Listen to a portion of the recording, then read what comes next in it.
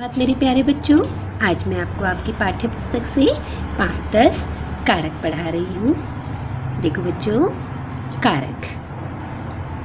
निम्नलिखित वाक्यों को ध्यानपूर्वक पढ़िए। राम ने पत्र लिखा, तोता डाल पर बैठा है। छत से बच्चा गिरा, रामू ने कलम से लिखा। इन वाक्यों में ने, से, पर आदि संबंध चिन्ह आए हैं। संबंध मतलब ये आपस में इनके संबंध को बता रहे हैं। इन चिन्हों के कारण ही वाक्यों में क्रिया से अथवा वाक्य के अन्य शब्दों से संबंध प्रकट हो रहा है। जो कारक होते हैं ये वाक्य के दूसरे शब्दों के साथ संबंध को बताते हैं। देखो बच्चों, कारक किसे कहते हैं? संज्ञा या सर्वनाम के जिस रूप से उसका संबंध वाक्य में क्रिया, संज्ञा या सर्वनाम से जाना जाए उसे कारक कहते हैं। ने, से, के लिए, में, पर, का, की, के आदि शब्द विभक्ति या परसर्ग या कारक चिन्ह कहलाते हैं। देखो बच्चों, कारक के भेद। कारक के निम्नलिखित 8 भेद होते हैं। पहला है कर्ता कारक, दूसरा है कर्म कारक, तीसरा है करण कारक, चौथा है संप्रदान कारक, पांचवा अपादान कारक, फिर छठवां आपका आता है संबंध कारक, सातवां है अधिकरण कारक, आठवां है संबोधन कारक। बच्चों, अब देखो इनके विभक्ति चिन्ह क्या होते हैं।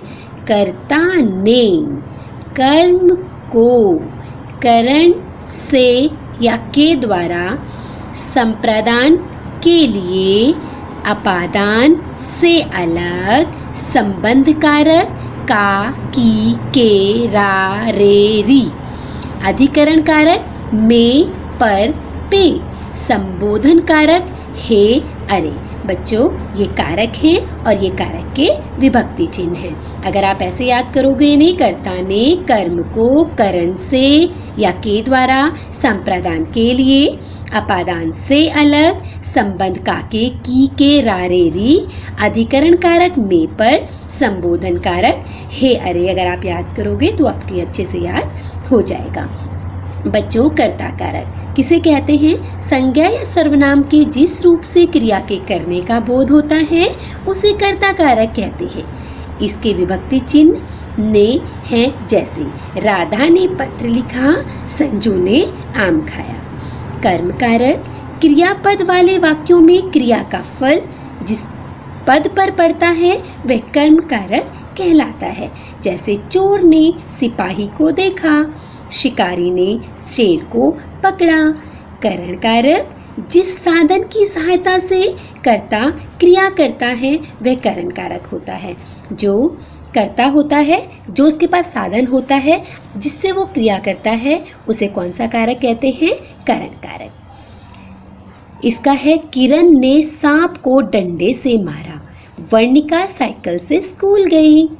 संप्रदान कारक कर्ता जिसके लिए कुछ कार्य करता है या जिसे कुछ देता है वह उसका संप्रदान कारक होता है। जैसे कर्ता इसके लिए कुछ कर रहा है ना, रोमा को दवाई दो।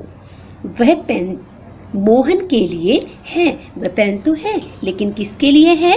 मोहन के लिए। देखो बच्चों, कर्म कारक और संप्रदान कारक में क्या अंतर है? अब हम कर्म कारक और संप्रदान कारक का अंतर पढ़ते हैं। यद्यपि दोनों वाक्यों को या दोनों वाक्यों में परसर्ग परसर्ग का प्रयोग होता है तथा संप्रदान कारक में देने का भाव मुख्य होता है, जबकि कर्म कारक में क्रिया का भाव होता है। अब आपको बताया जा रहा है कि दोनों वाक्यों में परसर्ग का प्रयोग होता है, तथापि संप्रदान कारक में देने का भाव मुख्य है, जबकि कर्म कारक में क्रिया के प्रभाव का भाव होता है। जैसे संप्रदान कारक है, सीता ने गीता को आम दिया। कर्म कारक सीता ने गीता को बुलाया। अपादान कारक संज्ञा या सर्वनाम का वह रूप जिसमें किसी वस्तु या पदार्थ के अलग होने का बोध होता है अपादान कारक कहलाता है। अपादान कारक में अलग होने का बोध होगा बच्चों, ठीक है। इसके विभक्ति चिन्ह से हैं जैसे आंधी में पेड़ से आम गिरे, बंदर खंभे से गिर पड़ा।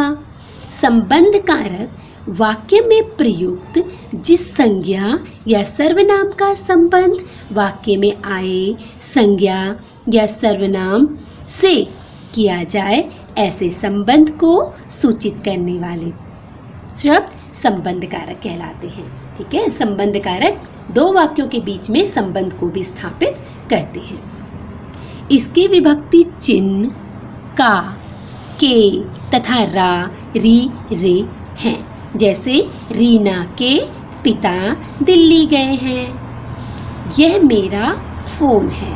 अधिकरण कारक संज्ञा या सर्वनाम के जिस रूप से क्रिया का आधार, स्थान, भाव या क्या काल ज्ञात हो अधिकरण कारक कहलाता है।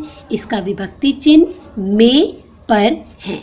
जैसे दीवार पर घड़ी लगी है, पक्षी पेड़ों पर रहते हैं। संबोधन कारक जिन शब्दों का प्रयोग किसी को बुलाने या पुकारने के लिए किया जाता है वह उनका संबोधन कारक होता है। जैसे अरे श्याम तुम कहाँ थे, हे ईश्वर हमारी रक्षा करो। बच्चों अब देखो इसके रूप। बालक के रूप पुल्लिंग। कर्ता बालक ने एक वचन, बहुवचन बालकों ने। कर्म बालक को, बालकों को। करण बालक से या के द्वारा और बालकों से और के द्वारा। संप्रदान बालक को के लिए, बालकों, यहाँ पर बालकों आ गया। अपादान बालक से अलग, बालकों से अलग। संबंध बालक का और यहाँ पर बहुवचन में आएगा बालकों। अधिकरण बालक में, पर, फिर यहाँ पर आ गया बहुवचन में बालकों में, पर। संबोधन हे बालक, फिर हे बालकों। माता रूप के स्त्रीलिंग कर्ता ने, माता ने, माताओं ने। माता को, माताओं को। माता के द्वारा, माताओं के द्वारा। यहाँ पर ये सब बहुवचन रूप में आ जाएंगे। आज के लिए इतना ही मेरे प्यारे बच्चों। अब मैं पुनः आपको अगले वीडियो में मिलती हूँ। तब तक के लिए धन्यवाद।